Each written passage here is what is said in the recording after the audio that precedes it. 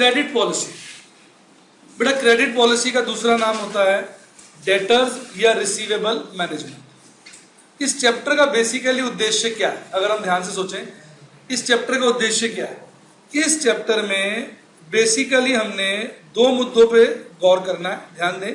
एक, weather to give credit और not, मतलब क्या हमें माल उधार पे बेचना चाहिए या नहीं।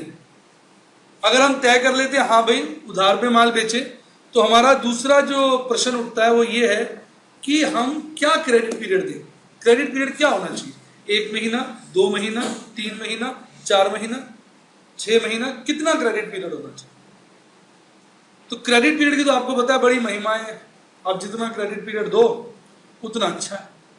क्रेडिट पीरियड से सेल्स बढ़ती है। एक बार एक बच्चे ने मेरे से पूछा कि सर क्रेडिट पीरियड से सेल्स कैसे बढ़ जाती है। मैंने कहा ये तो बड़ा मैंने एग्जाम्पल है, इसमें तो बकायदा देखा मैंने। एक बार एक न्यूली वेड कपल था, नया शादीशुदा जोड़ा, जो क्रोमा पे टीवी लेने गए। अब आपको पता है क्रोमा का शोरूम तो बढ़िया है, उसमें कई तरह के उन्होंने लगा रखे। तो एक करीबन 56 इंच का या 52 इंच का, मैं भूल गया वो टीवी लगा हुआ था, 3D टीवी, बहुत खूबसूरत, एकदम स्लिम आता है, स्लिम वाला आता है बिल्कुल, बड़ा प्यारा खूबसूरत टीवी। अब हस्बैंड टीवी की तरफ ऐसे देखे, वाइफ भी ऐसे देखे, फिर वो एक दूसरे की तरफ देखे, फिर टीवी की तरफ। हस्बैंड ने बोला भाई टीवी कैसा है, वाइफ बोली गजब का है। बोला अपने बेडरूम में कैसा लगेगा, तो मजा आ जाएगा, बेडरूम में इतना बढ़िया टीवी है, कितना अच्छा लगेगा। उन्होंने सेल्समैन को बुलाया, बोला भाई टीवी कैसे दिया। सेल्समैन ने बोला सर बहुत बढ़िया टीवी है, झकास टीवी है, सिर्फ 1.5 लाख रुपए का है। अब हस्बैंड ने फिर टीवी की तरफ देखा, वाइफ ने फिर टीवी की तरफ देखा। हस्बैंड बोला तो ज्यादा बड़ा नहीं है। वाइफ बोली हाँ बड़ा तो है, अपने बेडरूम में बड़ा नहीं रहेगा। ऐसा विचार उनके मन में क्यों आया, क्योंकि 1.5 लाख रुपए एक साथ देना उनके लिए कष्टदायक। तो अब उनका विचार बदल रहा है, फिर टीवी की तरफ देख रहे हैं, तो ज्यादा बड़ा नहीं है। भाई बोली हाँ बड़ा तो लग रहा है, तो मजा तो बेडरूम में पता नहीं। अब वो जो आपका सेल्समैन था वो भाग गया। सेल्समैन बोला भाई सर आप ये किस्तों में ले सकते हैं, कोई जल्दी नहीं है। आप क्या करिए 50% अभी दे दीजिए, 50% 1 महीने बाद, यानी 75,000 अभी और 75,000 1 महीने बाद। अब फिर कपल के मन में विचार बदल रहे हैं। हस्बैंड टीवी की तरफ देख रहा है, वाइफ टीवी की तरफ देख रही है, दोनों एक दूसरे की तरफ देख रहे हैं। हस्बैंड बोला इतना बड़ा भी नहीं है। वाइफ बोली हाँ मतलब बड़ा तो है पर इतना बड़ा नहीं है। नहीं फिर भी देखो बड़ा है, रूम के हिसाब से थोड़ा बड़ा है। अब क्योंकि अभी भी उनकी रीच में नहीं था, सेल्समैन तेज था आप लोगों की तरह, भाग गया। बोला सर आप इसको 6 इक्वल इंस्टॉलमेंट में दे सकते हैं, 25,000, 25,000, 25,000। यानी वो क्या कर रहा है, क्रेडिट पीरियड बढ़ा रहा है। और जैसे जैसे क्रेडिट पीरियड बढ़ रहा है वैसे वैसे कपल के मन में उस टीवी को लेने की इच्छा बढ़ रही है, प्रबल हो रही है। अब फिर हस्बैंड ने टीवी की तरफ देखा, वाइफ ने टीवी की तरफ देखा, दोनों ने एक दूसरे की तरफ देखा। हस्बैंड बोला वैसे तुम ध्यान से सोचो, अगर हम अपने बेडरूम की बेड की पोजीशन बदल दें तो टीवी कितना सेट आ जाएगा। यानी उन्होंने पक्का मन बना लिया कि वो टीवी लेंगे। क्यों, क्योंकि क्रेडिट पीरियड उनके रीच में टीवी को लिया। तो कहने का बेसिकली पर्पस क्या है कि देखो क्रेडिट पीरियड का काफी फायदा होता है। इससे जो है आपकी जो सेल है वो बढ़ जाती है, उसमें कोई। तो बेसिकली हम लोग ये देखते हैं कि जैसे जैसे क्रेडिट पीरियड बढ़ता है सेल हमारी ज्यादा होती है। तो इस टॉपिक में हमने यही स्टडी करना है कि पहली बात उधार पे माल बेचे या ना बेचे, और दूसरी बात अगर उधार पे बेचे तो कितने दिन का उधार। इस बात को समझने के लिए हमें जो कार्य करना पड़ता है उसको बोलते हैं कॉस्ट बेनिफिट एनालिसिस। हम क्या करते हैं, कॉस्ट बेनिफिट एनालिसिस, यानी कॉस्ट और बेनिफिट को कंपेयर करते हैं। बेटे कॉस्ट मतलब उधार देने के खर्चे, बेनिफिट मतलब उधार देने के फायदे। अब कॉस्ट बेनिफिट आप कंपेयर करोगे और अगर आपका बेनिफिट ज्यादा है कॉस्ट कम है तो आप उधार दे दोगे, कॉस्ट ज्यादा है बेनिफिट कम है तो उधार नहीं दोगे। और अगर डिफरेंट ऑप्शंस हैं तो आप वो वाली स्कीम फॉलो करोगे जिसमें आपका प्रॉफिट मैक्सिमम है। तो अब $1 मिलियन प्रश्न ये उठता है कि भाई कॉस्ट क्या होगी, व्हाट इज द कॉस्ट। तो अगर हम क्रेडिट से रिलेटेड जो अपनी कॉस्ट हैं उनको कैटेगराइज करें तो बेटे उनको हम 4 कैटेगरीज में डिवाइड कर सकते हैं। कितनी कैटेगरी में, 4। पहली है कलेक्शन कॉस्ट, डेट्स को कलेक्ट करने का खर्चा। जितना आपका क्रेडिट पीरियड बढ़ता जाएगा, आप इस बात को मानेंगे, उतनी कलेक्शन कॉस्ट बढ़ती जाएगी। जितना लंबा क्रेडिट पीरियड होगा उतने रिमाइंडर्स ज्यादा होंगे, उतने आपकी परेशानियां ज्यादा बढ़ेंगी, उतना स्टाफ आपको ज्यादा रखना पड़ेगा। अब मैकडोनल्ड्स देख लो, उनका तो क्रेडिट पीरियड 0 होता है। भाई साहब पहले पैसे देते हो फिर बर्गर देते हैं। आपने खाया मैकडोनल्ड्स में? आपने नोट किया, पहले पेमेंट होती है फिर बर्गर आता है। तो उनके पास तो कलेक्शन के लिए कोई स्टाफ होगा ही नहीं, उनकी तो कलेक्शन कॉस्ट क्या है? 0। तो जितना आप क्रेडिट पीरियड बढ़ाएंगे उतना आपको कलेक्शन का खर्चा बढ़ाना पड़ेगा। दूसरा होता है कैपिटल कॉस्ट। अब इस बात को आप यूं समझिए, अब ये मान लीजिए मोबाइल है 30,000 रुपए का, मैं इसको खरीदता हूं और आपको उधार पे बेच देता हूं 2 महीने के लिए। तो साहब मेरे तो 30,000 रुपए लग गए ना, और आपको मैंने 2 महीने के लिए उधार पे बेच दिया, तो मेरा तो 30,000 रुपए 2 महीने का ब्याज का नुकसान हो गया। अगर मैं आपको ये उधार पे नहीं बेचता तो ये 30,000 रुपए मैं बैंक में जमा करा सकता था, जहां से मुझे 2 महीने का ब्याज मिलता। या अगर मैं लोन पे पैसा लेता हूं तो 30,000 रुपए का कम लोन लेता, उस लोन पे मुझे ब्याज बचता। यानी मोरल ऑफ द स्टोरी ये हुई कि अगर आप उधार पे माल बेचोगे तो कहीं ना कहीं आपका पैसा ब्लॉक होगा, और जब पैसा आपका ब्लॉक होगा तो उस पे आपको क्या होगा? Loss of interest. इस लॉस ऑफ इंटरेस्ट को हम क्या बोल देते हैं? Capital cost. क्या बोल देते हैं? Capital cost. ये जो लॉस ऑफ इंटरेस्ट है। तीसरा, बैड डेट्स। एक व्यक्ति मुझे मिला, बोला सर मुझे तो आज तक किसी ने धोखा ही नहीं दिया। मैंने कहा यार आप तो बड़े खुशकिस्मत हो, कमाल के व्यक्ति को, आपको किसी ने आज तक धोखा नहीं दिया। कहता हाँ सर मैंने कभी किसी पे विश्वास ही नहीं किया। यानी अगर आप विश्वास नहीं करोगे तो धोखा भी नहीं होगा, उधार पे माल नहीं बेचोगे तो बैड डेट भी नहीं होगा। मैकडोनल्ड्स के बैड डेट हो सकते हैं? हो नहीं सकते। आप गए मैकडोनल्ड काउंटर पे, हो पैसे भूल गए, बोले कोई बात नहीं सर ले आओ, फिर बर्गर दे दूंगा। तो बैड डेट का तो मतलब ही नहीं। यानी जब उधार पे माल ही नहीं बेचोगे तो बैड डेट क्यों होंगे, और जितने ज्यादा उधार पे माल बेचोगे उतने बैड डेट होने के चांसेस ज्यादा हैं। सोचो क्यों? ज्यादा उधार पे माल बेचने का मतलब होता है कि कमजोर लोग आपके कस्टमर बनेंगे। कमजोर लोग कस्टमर बनेंगे तो उनका डिफॉल्ट रेट भी क्या होगा? हाई। तो उस केस में आपके बैड डेट्स के चांसेस बढ़ जाएंगे। और बेटे चौथी कॉस्ट की अगर हम बात करें तो वो है डेलिंक्वेंसी कॉस्ट। डेलिंक्वेंसी कॉस्ट कोई अलग कॉस्ट नहीं है, ये कॉस्ट ऑफ डिलेड पीरियड है। जैसे मैंने आपको 60 दिन का उधार दिया, 60 दिन में बाद कहा यार वो आपने पैसे देने थे, आप बोले हो मैं तो भूल गया सर, मैं परसों ले आऊंगा, परसों आना, परसों ले आऊंगा। 2 दिन आपने क्रेडिट पीरियड बढ़ा दिया, परसों बीता, मैंने वो पैसे लिए, निकाले भी थे, वो टेबल भी रह गए। सर मैं अगला 4 दिन बाद चक्कर लेगा, 4 दिन पक्का सर मैं ले आऊंगा।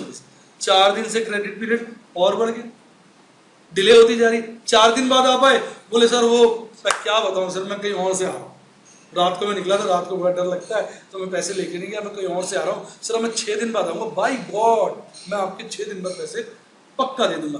2, 4, 6, 12 कुल मिला के जो है 12 दिन से आपने क्रेडिट पीरियड बढ़ा दिया। तो इस 12 दिन का जो ब्याज का नुकसान है, इस 12 दिन की जो कलेक्शन कॉस्ट है, इस 12 दिन के जो बैड डेट्स हैं, वो सब किस में आ जाते हैं? डेलिंक्वेंसी कॉस्ट। तो डेलिंक्वेंसी कोई अलग कॉस्ट नहीं है, ये वही 3 कॉस्ट है डिलेड पीरियड।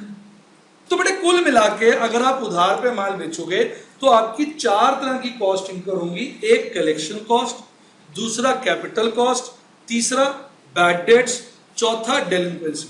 चार्ट बनाते वक्त, क्वेश्चन सॉल्व करते वक्त हम डेलिंक्वेंसी को अलग नहीं दिखाते क्योंकि वो उन्हीं तीनों में मर्ज हो जाए। तो कुल मिला के आपकी 3 कॉस्ट हम प्रेजेंट करेंगे। तो ये तो हो गए आपके खर्चे। अब बात उठती है कि भाई बेनिफिट क्या है। उसका मैं एग्जांपल दे ही चुका हूं आपको, क्रोमा वाला, कि जब वो जो क्रोमा का जो सेल्स मैंने जैसे जैसे क्रेडिट पीरियड बढ़ा रहा था, वो कपल की लेने की इच्छा और प्रबल होती जा रही थी। और जैसे उसने कहा भाई आप 6 किस्तों में दे सकते हो, उसने कहा ले आओ जी टीवी तो लेके जाएंगे, चाहे बेड की पोजीशन चेंज कर ली।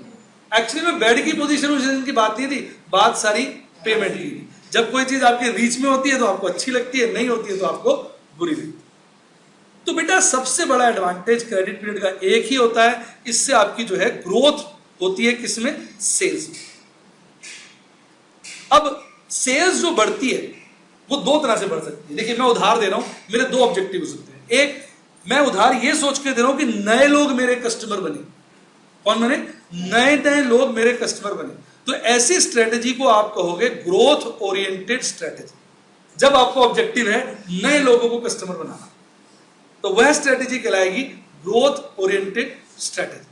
दूसरी आपकी स्ट्रेटेजी हो जाती है जिसको आप कह सकते हो सेल रिटेंशन स्ट्रेटेजी। क्या बोल सकते हो? सेल रिटेंशन मतलब आप इसलिए उधार पे माल बेच रहे हो क्योंकि आपके कंपटीटर्स उधार पे बेच रहे हैं और आपको लग रहा है कि अगर आप उधार पे माल नहीं बेचोगे तो आपके एग्जिस्टिंग कस्टमर आपको छोड़कर कॉम्पिटिटर से माल खरीद लेंगे। तो इस विचार से आप उधार देना शुरू कर देते हो कि चलो सही रहेगा कि हमारे एग्जिस्टिंग कस्टमर्स हमारे पास रुके रहेंगे, तो उसको हम कहते हैं सेल रिटेंशन पॉलिसी। खैर बोथ केसेस में आप इस बात से एग्री करेंगे कि उधार देने से आपकी सेल बढ़ेगी। सेल बढ़ेगी तो उस पर प्रॉफिट बढ़ेगा। एक तरफ आपकी कॉस्ट बढ़ रही है और एक तरफ आपकी सेल बढ़ रही है, सेल पर प्रॉफिट बढ़ रहा है। तो अब आप क्या करेंगे? दोनों को कंपेयर करेंगे। बेनिफिट को किससे कंपेयर करेंगे? कॉस्ट। जैसे एक तराजू में डाल के आपने देखा, जैसे इसमें बेनिफिट का पलड़ा भारी है, यानी बेनिफिट कॉस्ट के मुकाबले ज्यादा है, तो आप उधार दे दोगे।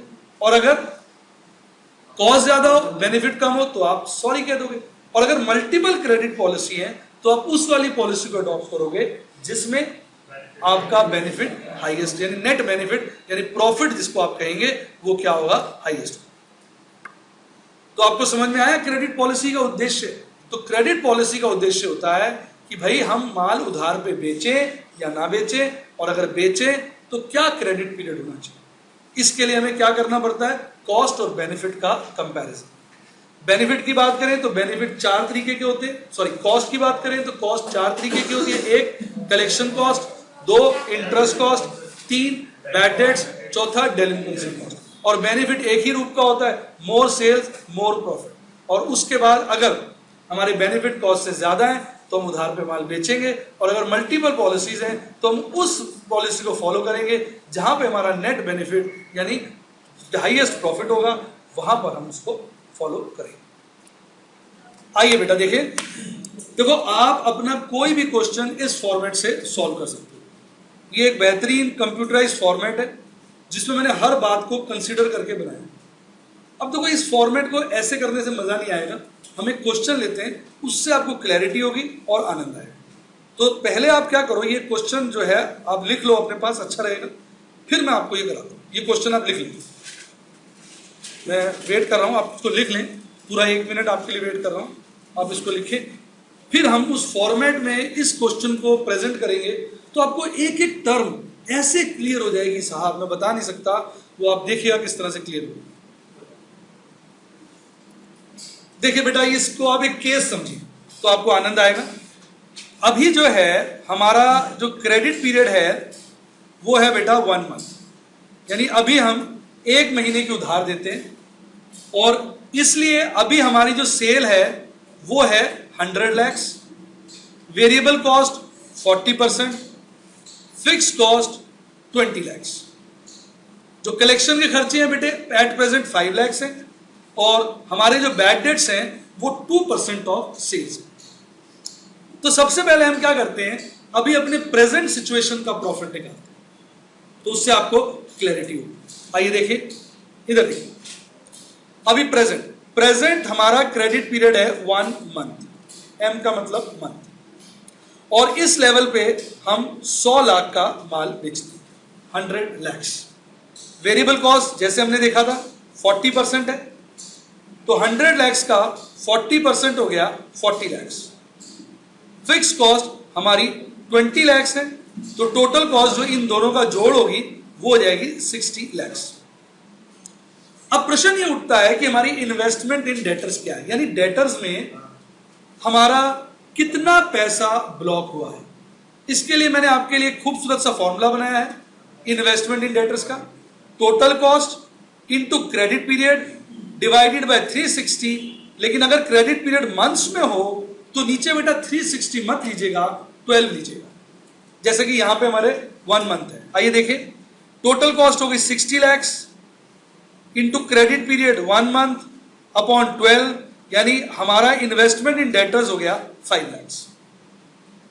राइट, अभी की आप देखिए क्वेश्चन जो लिखा आपने, कलेक्शन चार्जेस हैं 5 लाख, बैड डेट्स जो बोले गए हैं वो बोले गए 2% ऑफ सेल्स, तो 2% आप किसका निकाल लेंगे, 100 लाख का जो हमारी सेल्स है, तो बैड डेट्स हो गए 2 लाख। और आप देखिए क्वेश्चन के अंदर इंटरेस्ट कॉस्ट मैंने बताई है 20%। चेक करिए, देखिए लास्ट में लिखा है बिल्कुल, ये देखिए इंटरेस्ट कॉस्ट 20%। तो जितना भी पैसा हमारा डेटर्स में इन्वेस्ट हुआ है, जो कि इस क्वेश्चन में कितना है 5 लाख, इस 5 लाख पर हमको 20% इंटरेस्ट का लॉस होगा 1 लाख। अब जरा ध्यान दो, 100 लाख हमारी अभी की सेल्स है, 60 लाख हमारी कॉस्ट है, तो इसका मतलब अभी हम कमा रहे हैं 40 lakh before credit policy cost. शब्दों पे ध्यान दें, बिफोर क्रेडिट पॉलिसी कॉस्ट। और क्रेडिट पॉलिसी की कॉस्ट क्या है? 5 लाख रुपए कलेक्शन चार्ज, 2 लाख रुपए बैड डेट्स, 1 लाख रुपए ब्याज, यानी कुल मिला के 8 लाख। 40 लाख में से बच्चे मेरे 8 लाख घटाऊंगा तो 32 लाख का मेरा एग्जिस्टिंग प्रॉफिट आ जाएगा। तो जो मेरा एग्जिस्टिंग प्रॉफिट है वो 32 लाख है। अभी एट प्रेजेंट मैं 32 लाख कमा रहा हूं। जब मैं उधार दे रहा हूं 1 महीने की, मेरी सेल्स है 100 लाख, मेरे profit before credit policy cost है 40 लाख, क्रेडिट से रिलेटेड कॉस्ट 8 लाख की घटाता हूं तो मेरे फाइनल प्रॉफिट आते हैं 32 लाख। अब क्वेश्चन में देखिए आप, अब हमारे पास हमारे मार्केटिंग मैनेजर ने एक प्रपोजल भेजा है। वो कह रहा है सर क्रेडिट पीरियड बढ़ा दीजिए, 3 महीने कर दीजिए, 1 महीने से कुछ नहीं होगा, 3 महीने करें। इससे क्या होगा?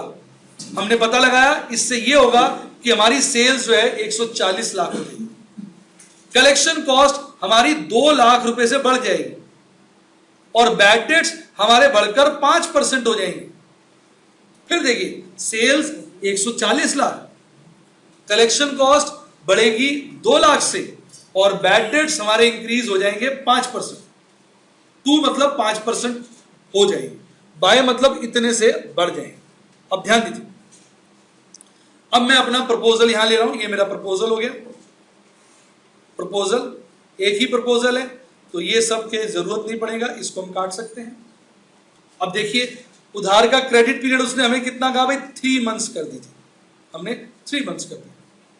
ऐसा करने से बेटा हमारी सेल्स 140 लाख हो जाएगी और जो हमारी वेरिएबल कॉस्ट है वो 140 का 40% यानी 56 लाख हो जाएगी। Fix cost as it is 20 lakh रहेगी, तो टोटल कॉस्ट हमारी हो जाएगी 76 लाख। अब अगर हम इन्वेस्टमेंट इन डेटर्स की बात करें, वो हो जाएगा 76 lakh into credit period 3 months divided by 12, वो हो जाएगी 76 इंटू 3 डिवाइडेड बाय 12 यानी 19 लाख। 19 लाख।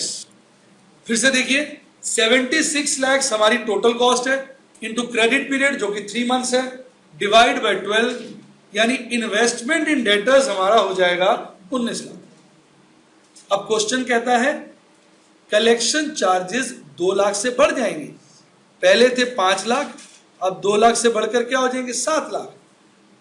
बैड डेट्स जो है वो 5% ऑफ सेल्स हो जाएगी। चेक करिए 5% ही है ना, 5% ऑफ सेल्स हो जाएगी और सेल्स हमारी कितनी है 140 लाख। 5% ऑफ सेल्स का मतलब ये भी 7 लाख हो जाएगी। अच्छा इंटरेस्ट 20% है और अभी हमने इन्वेस्टमेंट इन डेटर्स कितना निकाला 19 लाख, तो 19 लाख का अगर आप 20% कर लेंगे तो आपका इंटरेस्ट लॉस आ जाएगा। 19 लाख का 20% ये आपका आता है 3.8 लाख। अब आप देखिए बेटा हमारी sales 140 lakh, total cost 76 lakh, 140 में से 76 मैंने घटाया तो 64 लाख के मेरे प्रॉफिट आए। इस 64 लाख में से 7 लाख मैं घटाऊंगा कलेक्शन के, 7 लाख घटाऊंगा बैड डेट्स के और 3.8 लाख घटाऊंगा आपके इंटरेस्ट के। तो वो घटाने के बाद जो मेरा प्रॉफिट आ रहा है 46.2 लाख आ रहा है। तो वाह भाई वाह, हमारा तो प्रॉफिट बढ़ गया। तो इसका मतलब हमें प्रपोजल क्या करना चाहिए? एक्सेप्ट कर लेना चाहिए। ये प्रपोजल हमें एक्सेप्ट कर लेना चाहिए। इससे बढ़िया क्या होगा कि भाई साहब 32 लाख से बढ़कर 46.2 लाख कमाएंगे यानी 14.2 लाख की प्रॉफिट में बढ़ोतरी है। तो ऐसी पॉलिसी के लिए तो हम यही कहेंगे वाह वाह, इस पॉलिसी को एक्सेप्ट कर लेना चाहिए। चेक करिए आपको क्लियर है? चलिए बच्चों के सामने एक सवाल आ गया है। अब पिछले क्वेश्चन में आपने देखा था एक प्रपोजल था, यहां दो प्रपोजल हैं, प्रपोजल ए प्रपोजल बी। अब आपने यहां पर पहले बता दूं, ध्यान देना है बाय और टू पर, ध्यान दीजिएगा। मैं आपको हिंट दे रहा हूं, यही बच्चा मार खाता है। सावधानी हटी दुर्घटना घटी। ये है बाय 6 लाख, ध्यान दीजिए। ये है टू 15 लाख, 215 लाख। ये है बाय 5%, ध्यान दीजिए। और ये है 215%। ये बाय और टू पे ध्यान देना है। मेरे जैसा भला आदमी आपको मिलेगा जो आपको हिंट भी दे देता है। अब ये टेस्ट है, देखते हैं कौन बच्चा जो सबसे पहले करता है, उसको यहां पर बुलाकर उसको शाबाशी दी जाएगी, फैसिलिटेट किया जाएगा, सम्मान दिया जाएगा। अब आपको मौका है अपना हुनर दिखाने का। आप ये क्वेश्चन करके दिखाइए। चलिए साहब, आंसर की हल्की सी झलक दिखाई दी आपको मैंने। हाँ जी, किस किस का आंसर आ गया, हाथ खड़ा करें। वाह भाई वाह। सबसे पहले गौरव का आंसर आया है। गौरव के तीनों आंसर मैच हो गए हैं। प्रेजेंट 8 लाख, प्रपोजल ए 140, प्रपोजल बी 26 लाख। तो गौरव जो है पहले स्थान पे आए, इनके लिए जोरदार तालियां, सब बच्चे तालियां बजाएं। गौरव जी आ जाइए जरा, आइए आइए। देखिए आपको गौरव से मिलवाते हैं, बड़ा होनहार बच्चा है, ये ज्यादातर क्वेश्चन के पहले आंसर निकालता है। ये हमारे गौरव जी हैं, इधर आइए। इनका बिल्कुल सही आंसर आया, very good, keep it up. चलिए एक बार जोरदार ताली। जो बच्चा ताली नहीं बजा रहा उसके नंबर कम आएंगे, मैं बता रहा हूँ, इसलिए जोर से तालियां बजाएं।